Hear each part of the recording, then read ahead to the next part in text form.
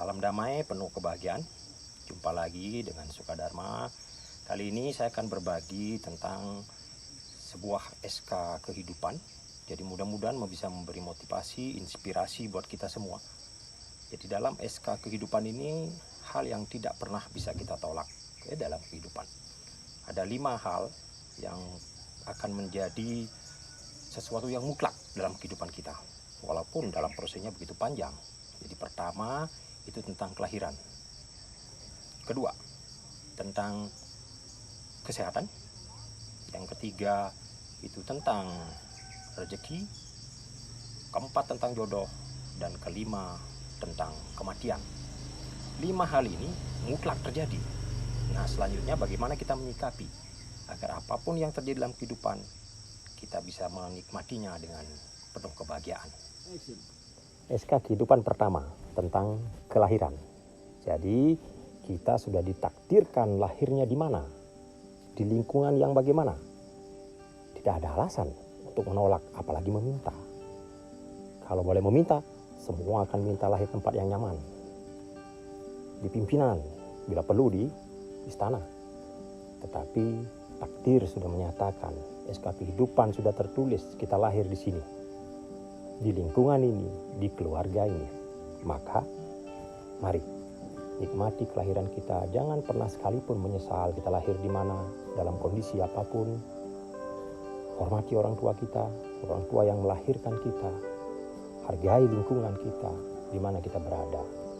Karena di sanalah, di tempat lahir kita, itulah yang terbaik buat kita.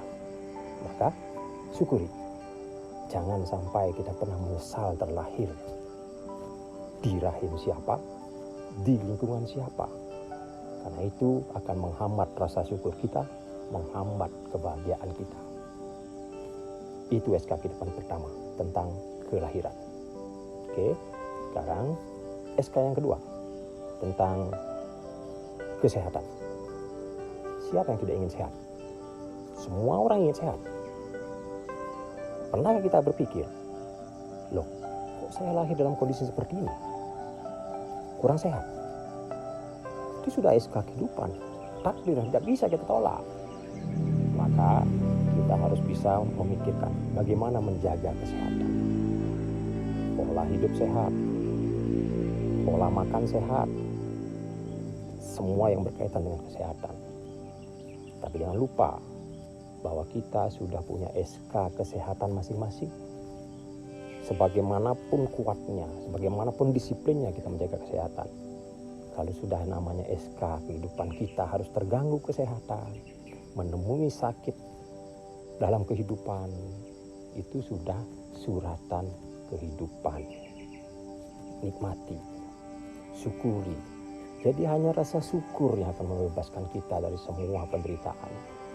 Maka apapun kondisi kesehatan kita, disyukuri. Wajib hukumnya menjaga pola hidup sehat. Wajib hukumnya berperilaku hidup sehat. Tetapi bila suatu saat kita terkena penyakit, maka hal pertama yang harus kita lakukan, jangan pernah menyesal. Berusaha mencari obat, itu kewajiban kehidupan. Berusaha menyehatkan diri, itu kewajiban kehidupan. Tapi bila satu saat kita harus menghadapi kesehatan yang buruk, syukuri, nikmati, berusahalah mencari penyembuhan. Ketiga, tentang rezeki. Ada orang yang kok gampang ya, kerjanya gampang, tapi kok hasilnya gede ya. Ada juga orang yang udah mati-matian bekerja, siang, malam, bahkan tidak tidur sambil bekerja. Tetapi tetap saja penghasilannya itu saja. Kita harus menyadari ada SK kehidupan tentang rezeki. Takaran kita sebagai manusia tentang rezeki kita seberapa besar itu sudah teratur dengan sempurna. Sekali lagi kewajiban manusia apa?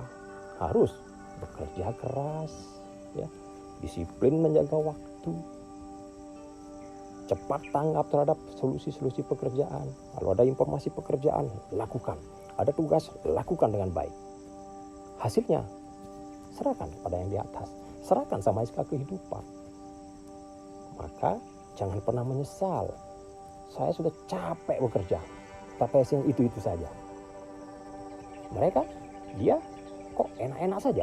Kerjanya sebentar, hasilnya gede dan lain sebagainya. Jangan pernah menyesali. Apapun itu.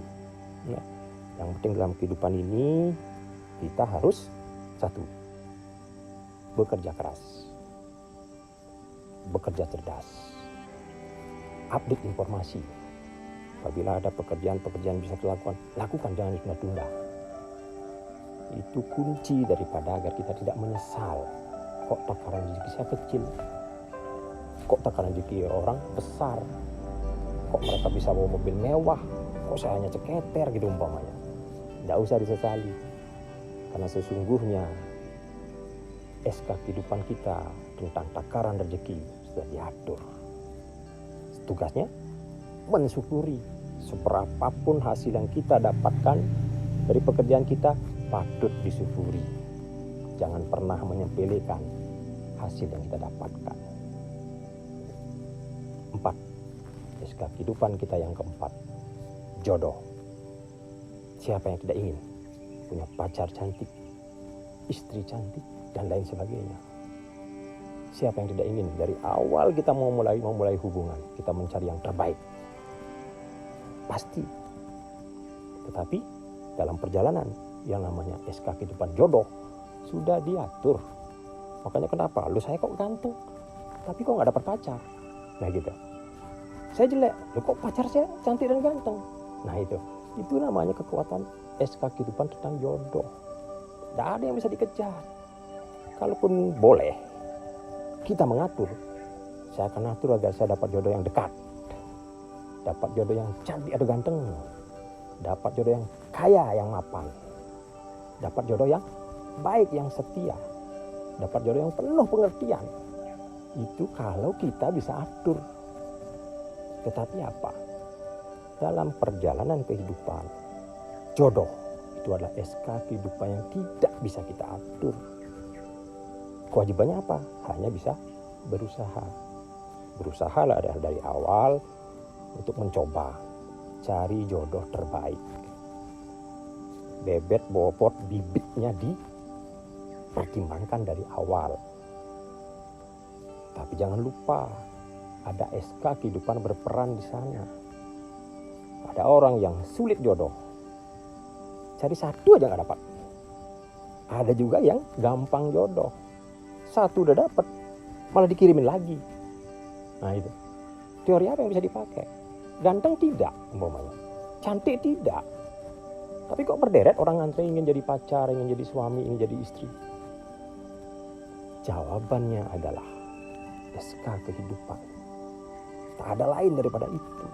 Maka untuk itu mari syukuri apa yang kita miliki saat ini. Cantik pacar kita bersyukur, ganteng pacar kita bersyukur, kurang cantik bersyukur, kurang ganteng bersyukur, langsing pacar kita bersyukur, kurang langsing bersyukur juga. Intinya syukuri apa yang kita miliki, apa yang kita dapatkan. Jodohnya pendek, syukuri. Jodohnya panjang, syukuri. Bisa sampai kakek nenek malah berkumpi berbuyut, syukuri. Ya. Tapi hanya bisa sampai beranak, syukuri juga. Ada juga yang tidak sampai beranak, ada juga yang tidak sampai nyambung. Nah itulah kekuatan jodoh. SK kehidupan tentang jodoh tidak bisa dilawan oleh siapapun. Dan SK kehidupan kita yang terakhir, yang kelima adalah kematian. Saya ingin mati dalam keadaan yang membahagiakan. Saya ingin mati dalam umur yang cukup, 70 tahun, 80 tahun. Itu keinginan saya. Tetapi SK-nya bagaimana? Ada kemudian yang masih dalam kandungan, sudah dinyatakan meninggal dalam kandungan. Ada yang masih balita, meninggal. Ada kemudian yang remaja, meninggal. Ada kemudian yang sudah dewasa, yang sudah berumah tangga, meninggal. Ada yang syukur sampai kemudian panjang umur, baru meninggal. Adakah yang minta? Ada yang bisa diminta? Seperti tadi, bahwa saya ingin mati dengan cukup umur, dalam kondisi bahagia, penuh kesuksesan, dalam kondisi anak-anak yang sudah mapan dan lain sebagainya. Tidak bisa. SK kehidupan yang terakhir tentang kematian itu mutlak takdir dari Yang Kuasa. Lalu apa? Isilah masa-masa kehidupan yang berproses ini dengan sebaik-baiknya. Pedulilah dengan sesama. Atur pola pikir kita. Makanya saya selalu menyarankan kepada teman-teman, yuk tata hati agar kebahagiaan kita tidak disekati oleh hal-hal yang tidak baik buat kita. Karena kebahagiaan kita yang ciptakan, hati yang ciptakan. Jangan karena semua baik-baik saja baru kita bersyukur. Jangan karena semua yang kita inginkan menjadi sukses baru kita bersyukur. Tidak seperti itu. Apapun kondisi kehidupan kita layak disyukuri. Karena bersyukur itu adalah tanpa alasan. Jadi jangan karena alasan bahwa wah ini rezekinya gede baru bersyukur. Wah ini bahagia baru bersyukur.